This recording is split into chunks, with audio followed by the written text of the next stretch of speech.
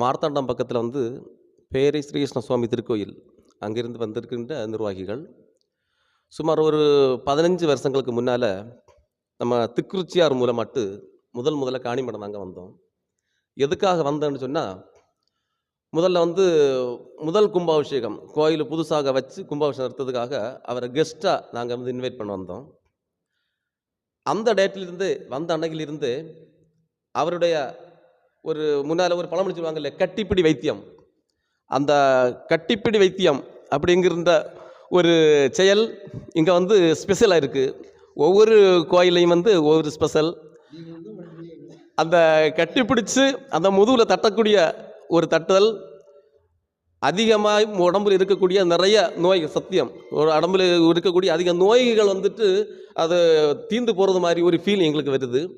இதுக்கு முன்னால் நம்ம கூட வந்திருக்கவங்க எல்லாம் நிறைய பேர் சொல்லியிருக்காங்க.